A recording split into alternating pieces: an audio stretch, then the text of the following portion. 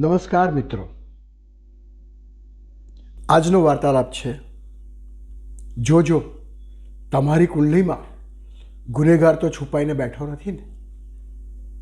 કહેવાય છે કે ગુનેગાર માતાની કુખમાં પેદા થતો નથી, પરંતુ ઉંમર, સમય અને સંજોગ વસાત ગુનેગાર વૃત્તિ તેમનામાં ઉત્પન્ન થાય છે. સાયકોલોજિસ્ટના મતે જ્યારે વ્યક્તિમાં વધુ પડતો ગુસ્સો પેદા થાય ત્યારે તે માનસિક સંતુલન ગુમાવી બેસે છે અને ગુનાહિત પ્રવૃત્તિ કરે છે. આવેગમાં અત્યાચાર કે ગુનો કરી નાખે છે. ગુનાહિત પ્રવૃત્તિ પાછળ ઘણા બધા પરિબળો જવાબદાર છે, જેમ કે વ્યક્તિનો માનસિક વિકાસ, સમજણ, તેનો પરિવાર, મિત્રો, ઉછેર વગેરે. પણ જ્યોતિષશાસ્ત્ર મુજબ જાતકની કુંડલીમાં આ પ્રકારના યોગોનો નિર્દેશ કરી શકાય છે. કુંડલીમાં અહીંયા જણાવેલા યોગો હોય તો આવા જાતકો ગુનાહિત માનસ યાને ક્રિમિનલ માઇન્ડ ધરાવતા હોઈ શકે છે. પોતાના સ્વાર્થ માટે કે હેતુ માટે થઈ ચોરી, લૂંટફાટ કે ખૂન કરતા આ લોકો અચકાતા નથી. કુંડલીના ચોથા ભાવથી માનસિક પરિસ્થિતિ અને સ્વસ્થતાનો ખ્યાલ આવે છે. રાહુ આ ભાવમાં હોય, તેના પર મંગળની દ્રષ્ટિ હોય અને લગ્નેશ તેમજ શનિ 7મા ભાવમાં રહેલા હોય તો જાતકમાં વેરવૃત્તિ પ્રબળ હોય, લગ્નેશ નબળો હોય અને પાપ ગ્રહોથી દ્રષ્ટ હોય, એટલે કે પાપ ગ્રહોની તેના પર દ્રષ્ટિ હોય.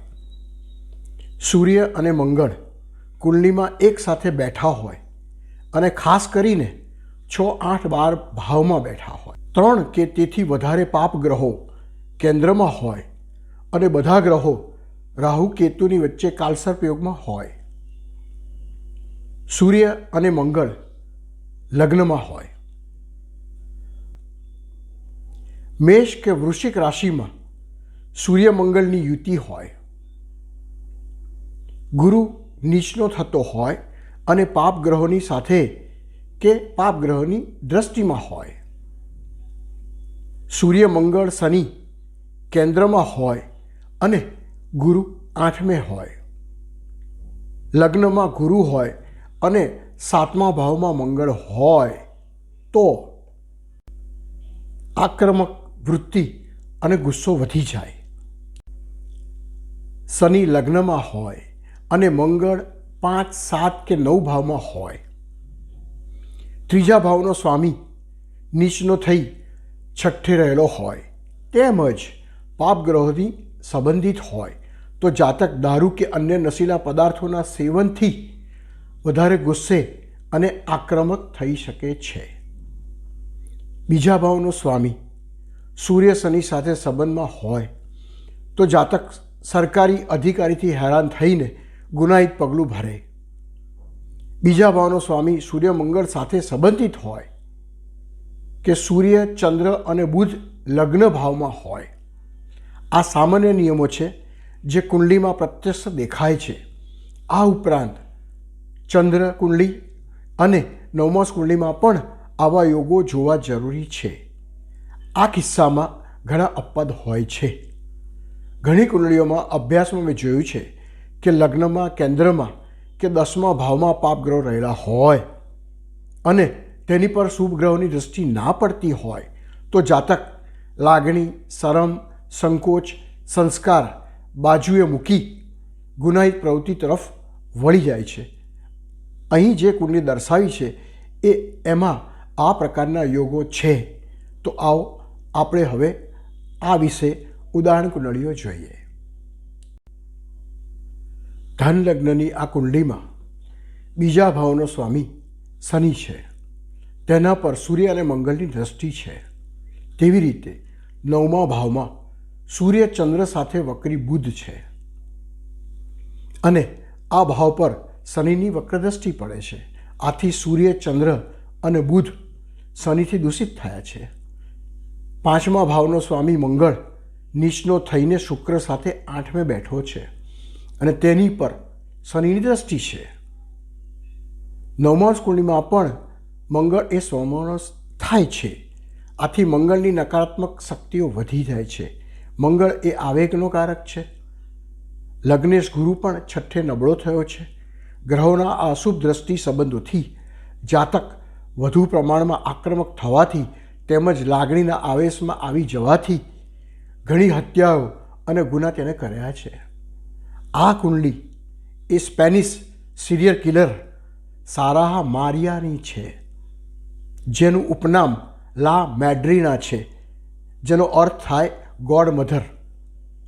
હત્યા કરતા તે પછી તે વ્યક્તિ તેના વાળ, દાંત, મગજ વગેરે અંગો કાપીને પોતાની સાથે જ્યારે તેની ધરપકડ થઈ ત્યારે આ બધી વસ્તુઓ સાથે લગભગ 20 જેટલા ખૂનના પુરાવા મળ્યા હતા, જે બધા નામાંકિત વ્યક્તિઓના જ હતા. વૃશ્ચિક લગ્નની આ કુંડલીમાં લગ્નેશ મંગળ 8મે તેના શત્રુ બુધના ઘરમાં છે. બુધ છઠ્ઠે મંગળના ઘરમાં છે. આમ મંગળ બુધનો પરિવર્તન યોગ થાય છે, પણ અશુભ સ્થાનોમાં થાય છે. ભાગ્યભાવમાં ગુરુ ઉચ્ચનો પણ વક્રી છે. રાહુથી દૂષિત થયો છે. શનિની દ્રષ્ટિ ગુરુ રાહુ પર તેમજ લગ્ન ભાવ પર પડે છે. શુક્ર વ્યસ્ત થઈને સૂર્ય સાથે 5મા ભાવમાં બેઠો છે. બુદ્ધિનો કારક બુધ સૂર્ય શનિ વચ્ચે પાપ કરતેરીમાં છે. આ રીતે પાપ ગ્રહોના સંબંધથી જાતકે ઘણા અત્યાચાર કર્યા હતા. આ કુંડલી ચાર્લ્સ શોભરાજની છે. તેના પિતા હિન્દુ અને માતા વિયેતનામી હતા. 1944માં વિયેતનામના સાયગોન શહેરમાં આ વ્યક્તિનો જન્મ થયો હતો. 1972થી 1976 સુધીમાં તેણે એશિયા અને યુરોપના દેશોમાં લગભગ 24 હત્યાઓ કરી. તેમાં મોટે ભાગ્યની હત્યાઓ સ્ત્રીઓની હતી. તેને લોકો ધ સર્પેન્ટ તરીકે ઓળખતા હતા. 10 વખત તે જુદા જુદા દેશોની જેલ તોડીને નાસી ચૂક્યો હતો. મેષ લગ્નની આ કુંડલીમાં લગ્નેશ અને અઠ્ઠમેશ મંગળની લગ્નમાં રહેલા રાહુ પર તેમજ 5મા ભાવમાં રહેલા ગુરુ પર પડે છે, કે જે સૂર્યનું જ ઘર છે. 5મા ભાવમાં ગુરુ વ્યસ્ત થઈને બેઠેલો છે.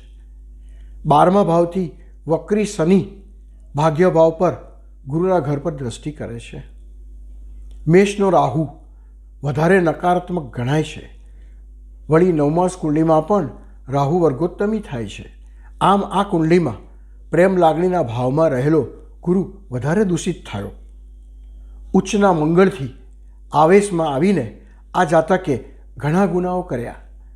આ કુંડલીમાં ફ્રાન્સિસ એશિયની છે. તેનો જન્મ બ્રાઝિલમાં 1967માં થયો હતો. તેની પર સ્ત્રીઓ પર અત્યાચાર, બળાત્કાર અને હત્યાના કુલ 11 ગુના 1999ની સાલમાં નોંધાયા હતા. ઉચ્ચનો મકરનો મંગળ છે. તેની ક્રૂર દ્રષ્ટિ 4થા ભાવ પર પડે છે. 4થો ભાવ એ ઉચ્છાપૂર્તિનો ભાવ છે. આથી તેવી ઈચ્છાઓ ક્રૂર કર્મથી જ પૂરી થાય. આથી તેનામાં ઘાતકીપણું વધે અને આ જાતક આવા ગુનાઓ કરતો થઈ ગયો.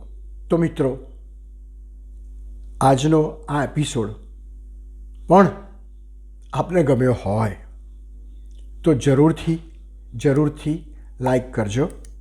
આભાર.